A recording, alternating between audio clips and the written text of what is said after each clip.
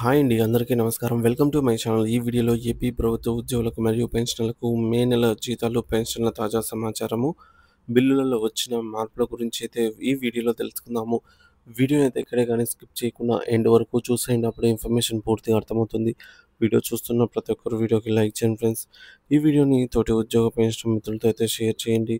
కొత్తగా మన channel చూస్తున్నవారు subscribe చేసుకోకుంటే వెంటనే మన ఛానల్‌ని సబ్స్క్రైబ్ చేసుకోండి. దీని ద్వారా నేను చేసే లేటెస్ట్ వీడియోస్ అన్నీ మీ వరకు రీచ్ అవుతాయి. ఇక ఆలస్యం చేయకుండా వివరాల్లోకైతే వెళ్ళిపోదాము.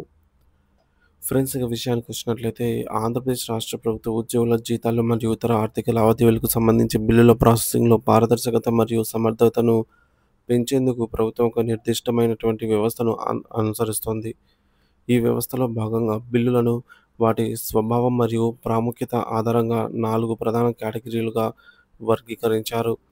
ప్రతి ప్రధాన కేటగిరీకి చెందినటువంటి బిల్లులను ప్రాసెస్ చేయడానికి నిర్దిష్ట కాల పరిమితులను కూడా నిర్దేశించారు.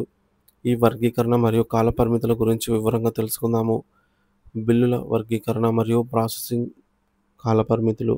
కేటగిరీ 1 నెల మొత్తం ప్రాసెసింగ్ చేయదగ బిల్లులు. ఈ కేటగిరీలోని బిల్లులు అత్యవసరమైనవి మరియు ప్రాముఖ్యత కలిగినవిగా పరిగణించబడతాయి. వీటిని నెలలో ఏ రోజైనా ప్రాసెస్ చేయడానికి అవకాశం ఉంటుంది.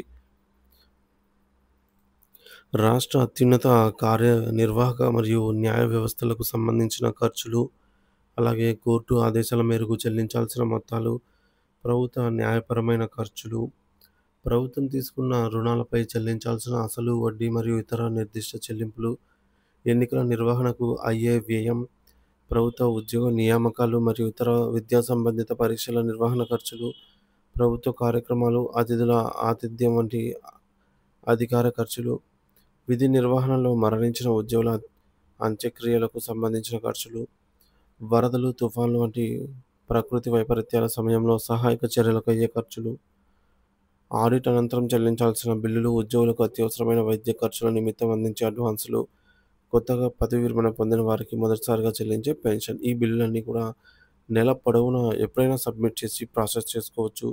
ఇకపోతే కేటగిరీ 2 ప్రతి నెల 6వ తేదీ నుంచి 10వ తేదీలోపు మాత్రమే ప్రాసెస్ చేయదగిన బిల్లులు ఏంటంటే, ఈ కేటగిరీ కింద ప్రధానంగా సప్లిమెంటరీ మరియు ఎరియర్ బిల్లుల చెల్లింపులుంటాయి. రెగ్యులర్ జీతాలతో పాటు అదనంగా చెల్లించాల్సిన మొత్తాలు, ప్రమోషన్ల కారణంగా పెరిగిన జీతాలు వంటివి, అలాగే గతంలో చెల్లించాల్సిన బకాయిలు, DA arrears, pay revision arrears లాంటివి, నిర్దిష్ట సేవలకు గాను చెల్లించే గౌరవ వేతనాలు, దినసరి లేదా తాత్కాలిక సిబ్బందికి చెల్లించే వేతనాలు, విద్యార్థులకు, ట్రైనీలకు ఇచ్చే ఆర్థిక సహాయము, నిర్దిష్ట ప్రయోజనాల కోసం నిర్వహించే పీడీ అకౌంట్ల నుంచి చేసే చెల్లింపులు, వివిధ సంక్షేమ పథకాలకు సంబంధించి అన్ని రకాల బిల్లులు కూడా ఈ బిల్లులను ప్రతి నెల 6వ తేదీ నుంచి 10వ తేదీ వరకు మధ్యలో మాత్రమే ప్రాసెస్ చేయడానికి అవకాశం అయితే ఉంటుంది. కేటగిరీ 3 ప్రతి నెల 11వ తేదీ నుంచి 15వ తేదీలోపు ప్రాసెస్ చేయదగ బిల్లులు. ఈ కేటగిరీలోని బిల్లులు ప్రధానంగా బడ్జెట్ కేటాయింపులు మరియు ఉద్యోగుల అడ్వాన్సులకు సంబంధించినవి. వివిధ వివిధ ప్రభుత్వ శాఖలకు కేటాయించిన బడ్జెట్ నుంచి చేసే ఖర్చులు, ఉద్యోగులు తమ జనరల్ ప్రావిడెంట్ ఫండ్ నుండి తీసుకునే రుణాలు మరియు అడ్వాన్సులు, జీతాలు కాకుండా పీడీ అకౌంట్ల నుండి చేసే ఇతర చెల్లింపులు, పైన పేర్కొన్న కేటగిరీలలోనికి రాని జీతాలతో సంబంధం లేని ఇతర బిల్లులు. ఈ బిల్లులను ప్రతి నెల 11వ తేదీ నుంచి 15వ తేదీ మధ్యలో అయితే ప్రాసెస్ చేయవలసి ఉంటుంది. ఇకపోతే కేటగిరీ 4 ప్రతి నెల 16వ తేదీ నుంచి 25వ తేదీలోపు ప్రాసెస్ చేయదగ బిల్లులు. ఇవి అత్యంత కీలకమైన కేటగిరీ. ఇందులో రెగ్యులర్ జీతాలు మరియు పెన్షన్ బిల్లులు ఉంటాయి.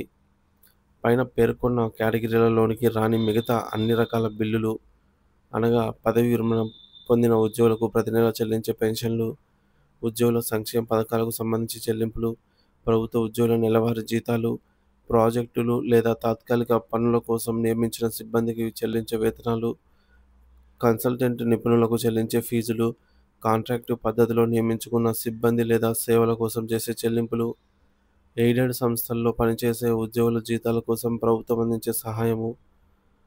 సో, ఈ విధంగా అంగన్వాడీ వర్కర్ల చెల్లింపులు, ఇవన్నీ కూడా పీడీ అకౌంట్ల ద్వారా జీతాల చెల్లింపులు సహా అన్నీ కూడా రెగ్యులర్ జీతాల సంబంధిత అంశాలన్నమాట.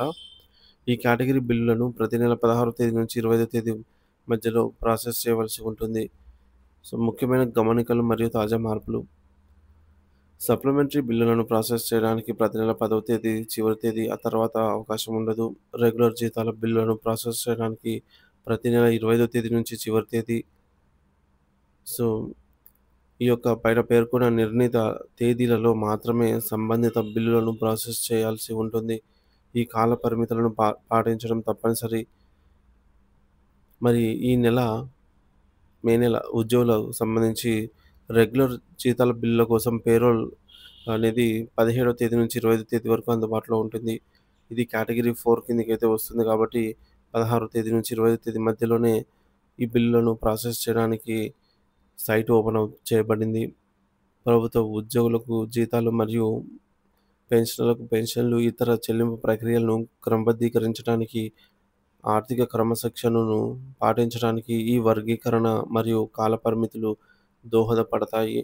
ఉద్యోగులు మరియు సంబంధిత అధికారులు ఈ నిబంధనలను అర్థం చేసుకొని నిర్దిష్ట సమయాల్లో బిల్లులను ప్రాసెస్ చేయడం ద్వారా ఆర్థిక లావాదేవీలు సజావుగా సాగేందుకు సహకరించాలి. ఈ వ్యవస్థ ద్వారా అనవసర జాప్యాన్ని నివారించి ఉద్యోగులకు సకాలంలో జీతభత్యాలు అందేలాగా చూడటం ప్రభుత్వం లక్ష్యం.